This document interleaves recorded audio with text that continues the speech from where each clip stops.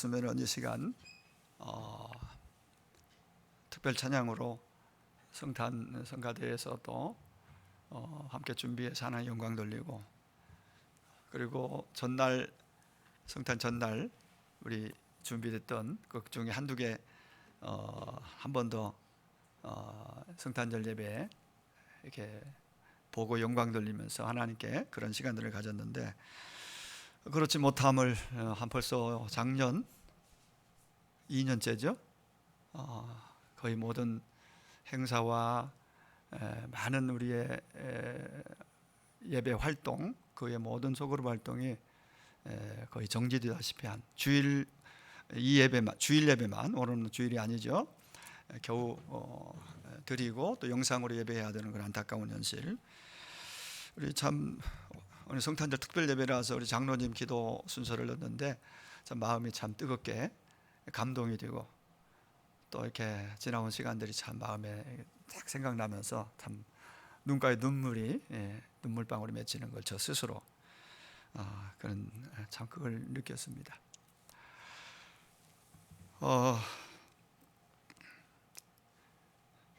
이렇게라도 우리가 모일 수 있는 것이 얼마나 참 감사한 일인지 먼저 우리 하나님께 감사를 드리고요. 또 이렇게 너무 오랜만에 이 자리에 함께 하신 여러분들 너무너무 정말 보고 싶었고, 또 영상으로 여러분들도 꾸준히 예배한 줄 압니다. 그 예배 드렸지만 같이 이렇게 한 공간에 예배 드릴 수 있는 귀한 성탄절 예배 너무나 기쁘고 감사하고, 또 우리 방송팀은 늘 변함없이 또 섬겨왔고, 또 드럼을 내가 부탁을 했거든요. 너무 찬양도 우리 가라앉아 있고 여러 가지 예배, 성탄절 예배인데 우리 조학 형제가 시간을 내서 같이 할 수 있느냐, 기꺼이 함께해서 이렇게 준비해서 드릴 수 있어서 너무 감사를 드립니다. 오늘 말씀을 통해 우리가 힘을 얻고 또 정말 확신에 거하는 귀한 구원의 확신, 예수 다시 오심에 대한 그러한 소망이 더 정말 분명해지는 그런 시간이 되기를 간절히 원해요. 이름을 예수라 하라. 예수라 하라. 우리가 참 우리 그 인사를 못했네요. 저도 좀 정황이 없어서 메리 크리스마스 한번 할까요? 나중에 교회 소식 때 하겠지만 우리 옆 사람하고 메리 크리스마스. 메리 크리스마스. 너무너무 기쁜 성탄입니다. 너무너무 여러분 참 반갑고 감사합니다. 자, 오늘 정말 우리에게 메리 크리스마스인데 우리의 현장, 우리 삶 속에서 과연 우리 입으로는 메리 크리스마스 하면서 그런 주님 주시는 참 평안과 기쁨이 내 안에, 우리 안에 있고 또 누리고 있는지에 대해서 우리 각자에게 한번 질문을 던져본다면 어떻습니까? 여러 환경적인 요인 때문에 우리가 이렇게 기쁨의 삶들, 또 성탄을 기쁘게 맞이하는 그러한 분위기가 사실은 좀 전에 비해서, 코로나 오기 전에 비해서 훨씬 떨어지지 않나 하는 생각도 가지게 됩니다. 말씀드린 것처럼 우리는 코로나가 얼마나 횡행하고 있습니까? 이제 생각보다 너무나 길어지면서 참 많이 지치기도 하고 힘든 시간들을 다들 이렇게 보내고 있지만, 그런 가운데서도 2000여 년 전에 이 땅에 오신 예수, 그리고 그 부분도 중요하지만은 성탄절을 우리가 이 예배를 드리면서 사실은 우리의 마음은 다시 오실 주님에게로 더 향해야 된다고 생각을 해요. 이미 오신 예수님은 기념이고, 또 우리 같이 축하하면서 서로 영광 돌리는 예배를 드리지만은 중요한 것은 다시 오실 예수, 약속대로 오셨고 또 약속하시고 다시 오실 그 예수님을 바라보면서 거기에 소망을 두고 이 예배를 드리는 것이 더 큰 의미가 있다라고 생각이 됩니다. 여러분 잘 아시는 대로 크리스마스, 성탄절은 당연히 예수님의 태어나신 날, 예수님의 생일이라고 우리가 그렇게 표현할 수 있습니다. 크리스마스란 말은 그리스도라는 단어와 경배 드린다, 경배라는 단어의 합성어입니다. 그래, 그리스도께 경배한다. 원 헬라어 그 내용으로 제가 설명은 따로 하지 않겠습니다. 그리스도께 경배한다. 초점이 그거예요. 크리스마스는 그리스도께 경배하는 날입니다. 예수님께 경배한다. 이게 크리스마스입니다. 세상은 심지어 교회 다니는 분까지도 연말과 또 그 분위기, 또 성탄절이라는 것은 우리 자신을 즐겁게 하고 그런 문화가 우리를 손짓하고 거기에 젖어서 그렇게 지내는 것이 보통 있었던 일이고, 코로나 전에는 막 거기에, 지금은 코로나 때문에 그렇게 마음껏 그런 순서와 그런 시간들을 갖지 못하는 상황이긴 하지만은 엉뚱하게도 크리스마스는 예수님의 생일이고 예수님께 집중하고 예수님을 경배하고 예배해야 되는데 마음이 다른 데가 있지 않은가, 이런 문화, 이런 세상을 우리가 살고 있고, 그런 가운데서 오늘 우리가 주님께 집중해서 주님께 경배하고 이 땅에 오신 예수, 다시 오실 예수님을 바라보는 그런 예배가 되기를 원합니다. 오늘 이 시간 요셉에게 들려주신 하나님의 음성, 그 음성을 통해서 성탄의 진정한 의미를 다시 한번 좀 생각했으면 좋겠습니다. 오늘 본문 통해서 천사를 통해 하나님께서 요셉에게 주신 메시지는 세 가지입니다. 마리아여, 너에게 수태된 자, 너에게 네가 잉태한 그 아이는 성령으로 되었다. 가장 중요한 포인트에 성령으로 되었다. 뱃속의 아이가 태어나기 전에 미리 알려주시기를 성령으로 잉태되었다는 사실. 그리고 하나는 두려워하지 말라. 그리고 요셉에게 마리아를 데려와라, 그런 내용이 있고요. 그리고 또 하나는 가장 중요한 거죠. 마리아가 낳을 아들의 이름을 미리 알려주시면서 그 이름 예수라고 알려주십니다. 구약 시대도 그렇고요, 예수님 당시에도 구약 시대에는 예수보다는 여우수아라는 이름들이 참 많이 이스라엘 사람들에게는 이름을 지었고 그렇게 많이 있었다고 합니다. 성경에도 많이 나왔죠. 이스라엘 사람들에게 여호수아 혹은 예수라는 이름이 많은 이유는 메시아 기대, 메시아를 기다리는 그 소망, 메시아 어떤 사상, 그 소망 신앙이 있었기 때문이라고 그렇게 우리가 해석할 수 있습니다.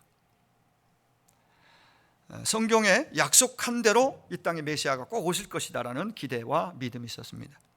물론 예수님 오실 당시에 그들은 성경이 말하고 있는 메시아를 기다린 것이 아니라 엉뚱하게 자기들이 생각하는, 자기들이 필요에 의해서 정말 로마라는 거대한 힘을 가진 그 나라로부터 그 속박에서 건져줄 정치적인 메시아를 기다리는 그런 참 안타까운 상황이 예수님 태어날 당시에는 그 분위기가 그렇다고 보면 됩니다.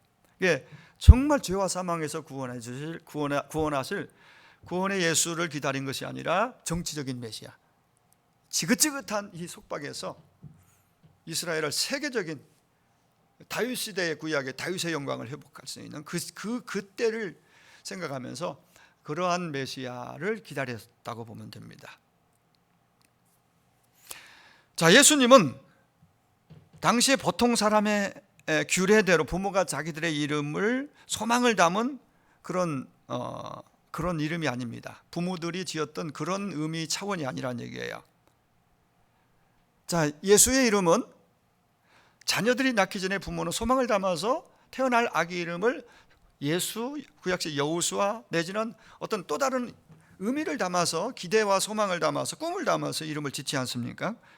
근데 예수님은 부모님이 지어준 것이 아니라, 마리아 요셉이 지어준 것이 아니라 하나님이 지어주신 이름이에요. 하나님께서 천사를 통해서 지어주신 이름입니다. 태어나시기 전에. 특별히 의미 깊은 것은 예수님이 이 땅에 태어나기 전부터 하나님께서 여러 선지자들을 통해서 수천 년 동안 하나님의 아들이 이 땅에 오실 것을 미리 예언해 주셨습니다. 한 예를 들면 이사야 7장 14절에 보라, 처녀가 잉태하여 아들을 낳을 것이요. 어떻게 처녀가 잉태하고 아들을 낳습니까? 처녀가 어떻게 잉태합니까? 이사야를 통해서, 동정녀를 통해서, 처녀를 통해서 잉태될 아이가 어떤 아이인지, 어떤 존재인지 그것을 분명히 말씀합니다. 그 이름을 임마누엘이라 하리라. 그렇게 말씀하십니다. 아들을 낳을 텐데 임마누엘이라 하리라. 유일하게 미리 예언하시고 그 예언의 성취로 오신 분이 우리 예수님이십니다. 또 성경은 하나님께 직접 이름을 지어주시고 그 이름의 의미까지 풀어서 오늘 본문에 보니까 말씀해 주십니다. 이는 자기 백성을 그들의 죄에서 구원할 자라고 분명히 말씀해 주셔요. 예수의 뜻이 뭐냐? 자기 백성을 그들의 죄에서 구원할 자, 그렇게 설명해 주셨습니다. 그렇다면 무엇 때문에 하나님께서 직접 이름을 지어주시고 또 태어나기도 전에 그 이름을 알려주셨을까? 이유가 과연 뭘까? 어떤 면에서 우리는 매년 성탄절을 맞이하고 또 비슷한 이 본문을 가지고 성탄과 관련된 내용이 뭐 특별할 수 없잖아요. 그 내용이 거의 본문들은 비슷하죠. 그 내용 가지고 설교를 많이 들어왔으니까 여러분이 한번 익숙하게 했죠. 좀 더 그냥 익숙하게 그냥 그렇게 알고 있던 것을 좀 더 여러분들이 오늘은 좀 더 확신에 거하고 그래서 그 믿음이 삶 가운데서 정말 생명으로 능력으로 삶의 열매로 나타나는 자리까지 가도록 이게 그런 예수 믿는다는 그런 의미까지도 우리에게 담고 있기 때문입니다. 그냥 믿는 게 아니라 진짜 그분의 그런 사실을 믿는다면 우리의 삶에 많은 실제적인 변화와 열매들이 있어야 된다는 얘기예요. 자, 그러면 한 몇 가지로 오늘 직접 하나님 그 이름을 지어주시고 태어나시기 전에 그 의미들을 여기 담아서 우리에게 주신 이유가 뭘까요?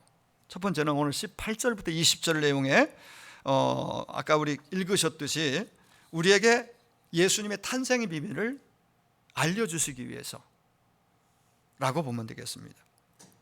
탄생의 비밀입니다.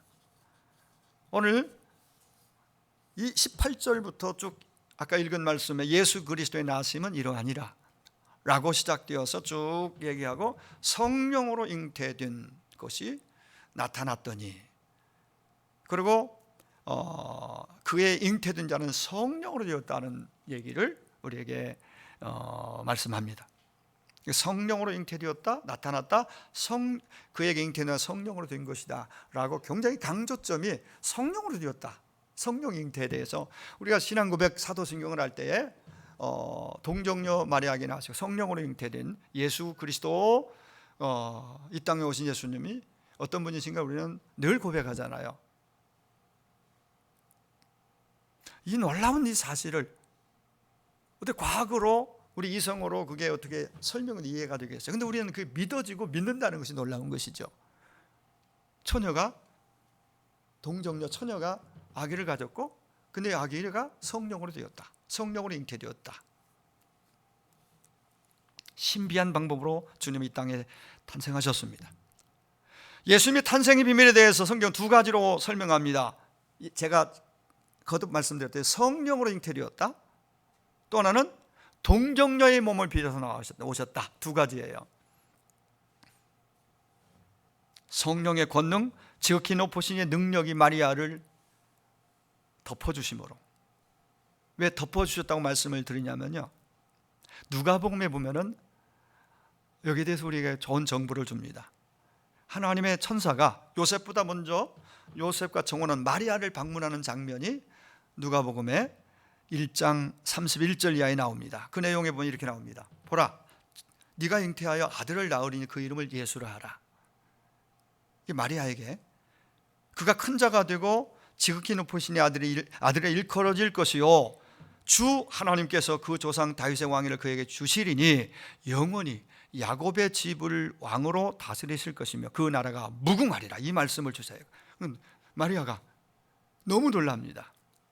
너무너무 놀라가지고 마리아가 나는 남자를 알지 못하는데 어찌 이런 일이 있겠습니까? 라고 반문을 하게 되지요. 그 순간 천사가 이렇게 말을 합니다.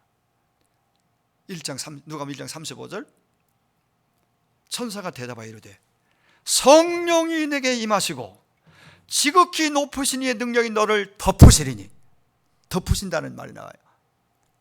성령이 내게 임하시고 지극히 높으신 이의 능력이 너를 덮으시리니 이러므로 나실 바 거룩한 이는 하나님의 아들이라 일컬어지리라. 여기 나오는 지극히 높으신 이의 능력이 너를 덮는다는, 이 덮는다고 할 때에 이 덮다라는 단어가 굉장히 놀라운 역사를 드러내는 단어라고 봅니다. 언어를 보면은 그래요. 너무나 놀라운, 덮었다. 하나님은 한 시골처녀 마리아를 성령으로 덮어주심으로, 품어주심으로 하나님의 아들 예수님이 뱃속에서 잉태가 되고 그렇게 시작됩니다. 저는 이 말씀을 이렇게 한번 적용해 봅니다. 우리가 많은 사람들이 질병으로, 우리 갑자기 박병선 집사님도 맹장으로 이렇게 입원해서 좀 수술하고 좀 거기서 아마 예배하고 있을 겁니다. 영상으로. 뭐 코로나 시국이라서 뭐 굉장히 병 문안도 쉽지 않고 아마 혼자 외롭게 있으면서 하나님을 향하여 기도하고 있을 거예요. 예배하고 있을 거예요. 맹장 수술하고 회복 중인데, 얼마나 많은 사람이 갑자기 건강하던 사람이 아파서 수술하기도 하고 병상에 누워서 오랜 시간 얼마나 사투를 벌이는 분들도 많이 있고, 여기 오신 여러분들 가운데서도 그렇게 아프신 분들이 참 계시잖아요. 이런 수많은 크고 작은 질병들, 우리가 믿기는 질병으로 고통받는 저나 여러분에게 하나님의 영이 덮으면, 하나님의 영이 임하시고 덮어주시면, 품어주시면 반드시 거기서 일어나게 되고 치유의 놀라운 기적도 경험하게 될 줄 믿습니다. 오늘 그 성령께서 오늘 우리 가운데 그런 은혜를 입혀주시길 간절히 소망합니다. 코로나 팬데믹으로 낙심하고 절망하고 한숨 짓는 모든 분들에게 하나님의 영이 덮어주시면, 품어주시면 다시 희망과 기쁨과 찬양이 회복될 것입니다. 오늘 시간 그 은혜가, 그 하나님의 영이 우리 가운데, 여러분 가운데 임하시고 덮어주시기를 간절히 원합니다. 탄생의 비밀은 바로 첫 번째 여기에 있습니다. 두 번째는 예수 탄생의 목적을 우리에게 분명히 알려주시기 위해서입니다. 오늘 21절을 한번 보실까요? 21절, 예수 탄생의 목적입니다. 시작. 이는 그가 자기 백성을 그들의 죄에서 구원할 자이심이라 하니라. 아멘. 예수란 이름, 그 이름 자체에 그 의미가 있고 목적이 담겨 있어요. 그래서 풀어서 설명까지 해주시잖아요. 아주 세밀하게. 아들을 낳으리니 이름을 예수라 하라. 이는 그가 자기 백성을 그들의 죄에서 구원할 자이심이라. 여러분, 예수라는 이름, 여호수아 혹은 예수라는 이름에는 하나님이 구원하신다라는 의미가 들어있어요. 뜻이 하나님이 구원하신다. 예수님이 이 땅에 오신 것은 자기 백성들이 이 땅 가운데 수없이 많은 하나님의 백성들이 있는데 그들의 죄에서 구원하실 목적으로 예수님이 이 땅에 오셨고 하나님 보내셨다. 그렇게 말씀해 주십니다. 죄에서 구원받아야 된다는 것은 우리 인간에게 있어서 누구나, 모든 인간에게 가장 시급한 문제고 가장 실존적인 문제라고 보면 돼요. 사람들이 당장 눈에 보이는 그것이 가장 커 보이고 좋아 보이니까 그걸 쫓아갑니다. 근데 그것들이 있으면 편하고 좋을 수 있지만은, 그러나 더 시급하고 중요한 문제는 구원 문제예요. 구원 문제예요. 구원 문제를 얘기한다는 것은 반드시 그 전 구원이 필요하다는 얘기는 죄가 있다는 얘기예요. 우리의 구원은 하나님 말씀, 예수라는 이름 속에 담긴 구원 문제는요, 죄에서 구원하는 거예요. 사망에서 건지고 지옥에서, 지옥 갈 사람을 천국으로 옮기고 바꿔놓는 거예요. 이게 구원이에요. 로마서 3장 10절, 의인은 없나니 하나도 없다고 말씀합니다. 왜냐하면 로마서 3장 23절에서는 모든 사람이 죄를 범하였기 때문에 하나님 영광에 이르지 못하고 하나님께 나아갈 자가, 스스로 나아갈 수 있는 자는 아무도 없습니다. 자격이 없습니다. 에베소 2장 1절, 죄와 허물로 우리는 이미 죽었다라고 말씀하고 있습니다. 죄의 종이 된 것만이 아니라 죄로 말미암아 그 영이 죽었습니다. 영이 죽었어요. 그 끊임없이 진리를 추구하는 것 같고 신을 찾아가지만 그 하나님을 제대로 알 수도 없고 만날 수도 없어요, 스스로는. 그래서 그분이 이 땅에 오시게 된 것이고 오신 이유요 목적인 것입니다. 그렇습니다. 크든 적든 많든 그게 문제가 아니라 죄는 인간을 고통과 죽음으로 몰고 갑니다. 로마서 3장 23절 죄의 삭은 사망이라고 우리는 너무 잘 알고 있습니다. 히브리 9장 27절에서는 한 번 죽는 것은 모든 사람들에게 정한 것이라 그 후에는 심판이 기다리고 있다고 합니다. 여러분, 죄 때문에 인간은 하나님의 심판대 앞에 반드시 서야만 하고 그리고 결과는 그 마지막은 지옥이라고 말합니다. 모든 죄는 지옥을 면할 길이 없습니다. 이것이 모든 인간들이 품고 있는 안고 있는 실존이고 상태입니다. 인간의 상태입니다. 그렇기 때문에 사람들은 모든 사람들에게 구원이 필요한 것입니다. 어떻게 우리가 죄에서 구원받을 수 있느냐? 어떻게 지옥 갈 사람이 천국으로 옮겨질 수 있느냐? 어떻게 하나님과 원수든지 하나님의 자녀의 영광의 자리로 옮겨올 수 있느냐? 바로 그것 때문에, 이것 때문에 그걸 위해서 예수님이 이 땅에 오셨다. 우리 이 땅에 오신 예수님은 바로 저와 여러분 모든 인간의 죄에서 거기서 구원하시기 위해서 하나님의 자녀를 삼으시기 위해서 이 땅에 오셨다는 거예요. 그러므로 성탄절은 우리에게만이 아니라 몰라서 그렇지 모든 사람들에게, 모든 사람들에게 너무 감격스러운 날이에요. 그 사실을 우리는 알고 그들은 모르기 때문에 이 날이 무슨 날인지 우리는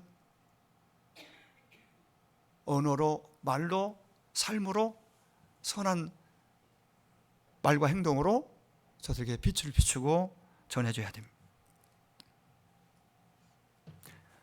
우리 예수님이 이 땅에 오셔야 했던 이유가 바로 저와 여러분의 죄를, 저와 여러분을 죄에서 구원하시기 위함이라는 목적이 바로 거기에 있다는 것을 우리는 다시 한번 기억하면서 이 땅에 오신 주님을 바라보고 그분께 감사해야 됩니다. 요한복음 3장 16절에 하나님이 세상을 이처럼 사랑하사, 이처럼 사랑했다.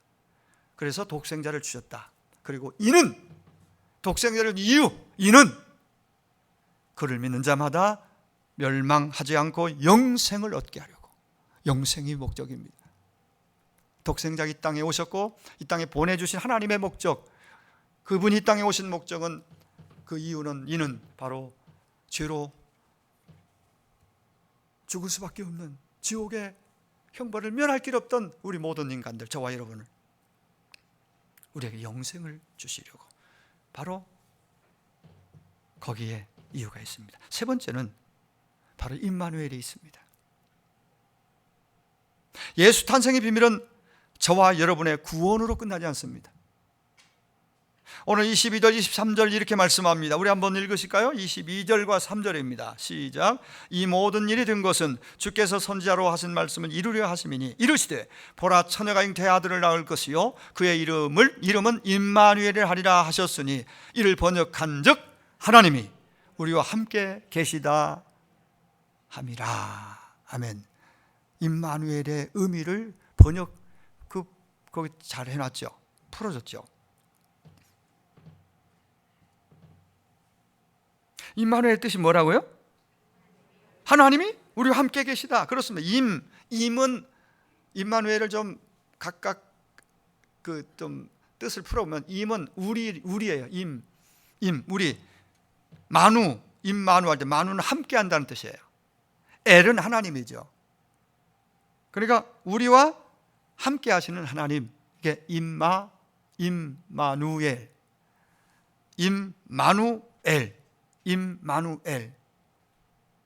이 세 단어가 합성되어서 임마누엘, 하나님이 우리와 함께 하신다. 영어로는 God with us입니다. God with us. 우리와 함께 하시는 하나님이시죠. 사랑하는 성도 여러분, 하나님이 우리의 죄 문제를 해결하시고 함께 하실 수 있는 방법은 철저히 사람의 몸을 이 땅에 오시는 것이었고, 그리고 물론 그분이 죄를 피를 흘려 사람의 몸을 입었으니까 피가 있잖아요. 그 피, 죄 없는 완벽한 완전하신 그분이 피를 흘려서 우리 죄를 속하시고 죽으시잖아요. 그 부활하셔서, 그 부활하신 주님은 부활하시기 전, 죽으시기 전 예수님하고는 다른 상황이죠. 부활하시기 전, 죽으시기 전 예수님은 어느 공간 안에만 계셨다면은, 부활하신 주님은 몸은 입으셨지만 그분은 모든 공간과 모든 것을 초월해서 동시에 같이 계실 수 있는 신비한 몸을 가지셨습니다. 그리고 그 몸은 가졌지만 만질 수도 있고 음식도 잡수실 수도 있고 앉아 쓰셔도 문제가 없어요. 신비하죠. 그 모습은 우리가 장차 다시 예수님이 오시면은 우리가 죽은 자는 그런 몸으로 부활하고 살아있는 자는 그렇게 신령한 몸으로 변화될 것을 성경은 우리에게 알려주고 있습니다. 앞으로 되어질 일이니까 궁금하기도 하고 너무 신비한 일이라서 우리 경험과 우리 이성으로 이해하기 어렵습니다. 그렇지만 우리는 성경에 있는 대로 믿는 거죠. 믿고 사실이니까 주님이 그 사실을 보여주셨고. 자, 그렇습니다.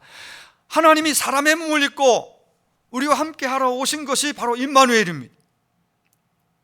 이것이 진정 우리를 향한 하나님의 사랑의 구체적인 표시입니다. 예수님의 십자가는 예수님께서 우리와 함께 하시는 가장 확실한 표적입니다. 왜일까요? 예수님의 십자가는 다른 사람이 아닌 바로 저와 여러분의 죄를 대신 짊어지고 그 십자가에 매달리셨기 때문에, 내가 받아야 할 죽음의 심판을 주님이 대신 받아 주셨습니다. 그리고 그분은 그렇게 우리의 죄, 나와 여러분 모든 인류의 죄를 대신 지시고 죽으셨다가 3일 만에 부활하시고, 성경대로 이 모든 것들을 우리는 성경대로 믿는 신앙인입니다. 거기서 끝나지 않고 그분은 승천하시면서 그 이름대로, 오셨던 그 이름대로 다시 임마누엘 하기 위해서 보혜사를 약속하시고, 보혜사가 우리 가운데, 성령이 우리 가운데 오셔서 임마누엘 하고 계시고, 눈으로 보이지 않지만 이건 우리는 성경 확실한 약속이고 이루어진 증거가 사도행전 교회의 역사를 통해서 오늘 지금까지 지내온 모든 삶의 역사를 통해서 우리는 분명히 고백할 수 있고 확인할 수가 있습니다. 여러분, 임마누엘 주님을 나의 구주로 믿는 저와 여러분 또한 죄와 사망에서 구원받아 영원토록 주님과 함께 사는 영생의 기쁨을 이미 시작되었고 영생을 얻었고, 그리고 죽어도 다시 영원한 하나님 나라에서, 그게 영생에서 영생으로 이어지는 거예요. 거기가 영생을 그때부터가 아니라 이미 믿는 자는 영생을 얻었고 그랬잖아요. 그죠? 영생을 이미 얻었고 하나님의 자녀가 되어 영생을 얻은 자로 살다가 영생으로 들어가는 거예요. 영원 천국으로. 바로 이것이 임마누엘 주님과 동행하는 성도의 특권입니다. 이 놀라운 은총의 사건이 바로 성탄절입니다. 이제 말씀을 맺겠습니다. 사랑하는 성도 여러분, 예수님은 우리와 함께 하시기 위해서 이 땅에 오신 하나님이십니다.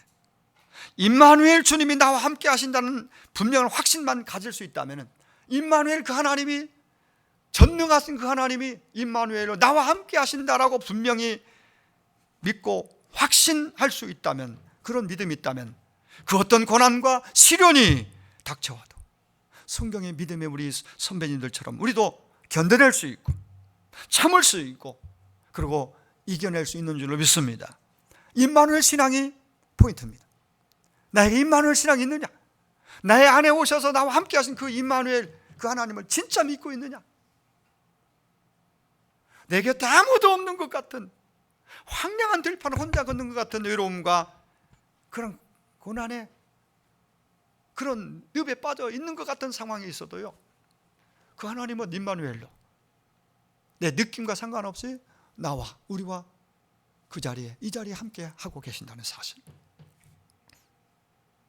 임마누엘 주님이 저와 여러분을 마침내 승리의 길로, 생명의 길로 인도해 주실 것을 믿습니다. 임마누엘, 그분이 임마누엘 하신 것은 우리를 구원할 뿐만 아니라 우리가 천국 갈 때까지 책임지고 우리를 이끄시고, 때로는 넘어지기도 하지만 다시 일으키시고, 정말 낙심과 절망에 빠진, 희망이 없다고 많은 사람들이 그렇게 판단하고 말할 때에도 그분이 내 안에 나와 함께 하시기 때문에, 아니야, 여기서부터 희망이 있다라고 분명히 말할 수 있고, 또 그렇게 주님이 인도해 주시는 분이라는 사실. 오늘 말씀을 정리합니다. 성탄절은 하나님의 영이 마리아를 덮음으로 시작되었습니다. 하나님께서 태어날 그 아기의 이름을 미리 예수라, 그 뜻까지 알려주시면서 말씀해 주셨습니다. 자기 백성 그들 중에서 구원할 자 예수 그리스도, 그분은 바로 우리와 함께 하시는 임마누엘 하나님, 하나님께서 우리 모두에게 주신 최대의 선물, 바로 예수 그리스도이십니다. 코로나 팬데믹으로 인해 지치고 여전히 근심하고 염려하고 두려워하는 많은 사람들에게, 어쩌면 저와 여러분에게 우리 성령님이, 그 권능의 그 주님이 오셔서 오늘 품어주시고 덮어주시기를 간절히 원합니다. 특별히 병석에서 오랜 동안 신음하고 아파하는 우리 모든 교우들, 늘 같이 기도한 주부에 실려있는 우리 형제자매들, 그 외에도 남에게 아직 말하지 못한 자기 안에 있는 그 영육의 그 아픔들, 내면의 그 아픔들까지 주님이 품어주셔서, 성령님이 만져주시고 품어주셔 덮어주셔서 그 자리에서 다시 희망의 노래를 부르며 일어나고 치유가 되고 회복되는 은혜가 있기를 간절히 주의 이름으로 축원합니다. 우리 모두에게, 여러분에게 성탄의 기쁨과 참 평화가 흘러넘치게 되시기를, 이 땅에 우리를 구원하시고 임마누엘 하시기 위해서 이 땅에 약속대로 오신, 그리고 다시 오실 우리 주님의 이름으로 축원을 드립니다. 우리 같이 한번 기도하겠습니다. 한번 1분간만 우리 같이 기도하기 원합니다.